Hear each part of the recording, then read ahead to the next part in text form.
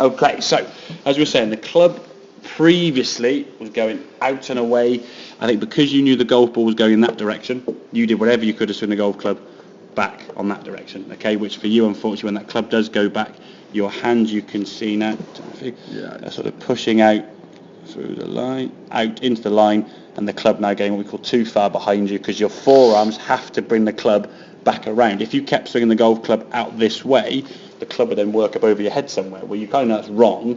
So once the club starts pushing out and away, your forearms now are rotating. The club now is opening up, and it's exactly that sort of. This one here now, as the club goes back, the hands are now staying underneath, and you can see the club now going back a lot more, pointing at the golf ball.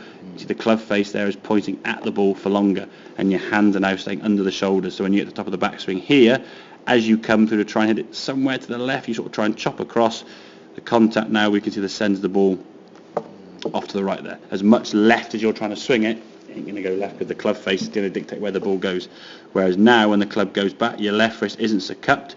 As you come back in the golf ball, you can see we're not trying at the ball. It doesn't seem as so sort of tucked up to the left. The golf ball now, we can see, is going a little bit left, if anything, because the information we've given that golf ball, you look at those sort of two impact conditions, you look very sort of hunched and very tucked up on that left-hand side. To me, that's sort of a sign we've sort of gone that way, and then please go left. Hit it somewhere left, whereas the one on the right, you've gone back here, and okay, let's hit it towards target. It's a lot more of a sort of relaxed posture, a lot better with the golf ball, and then we can just sort of twist through, a little bit contorted through the ball, which we'll sort of work on at later days. But yeah, the main information we're going to give that golf ball is a club face going back, the hands and arms working back together with that club pointing at the ball for longer. Okay, the wrists will hinge up. We did that drill last week where you sort of started off with the club like so, and then just hinged the wrist straight up and then made a swing from there. Kind of amazed you about how they made contact with the golf ball, but it does work, as you saw. So if you can get some practice work in that, because that's going to really help your arms. Because if your arms do this on the takeaway, you're not then going to go out there, are you? Once the arms do this, now turn your body, the arms are going to work back under, and there's no reason now for your wrist to want to do this. Exactly.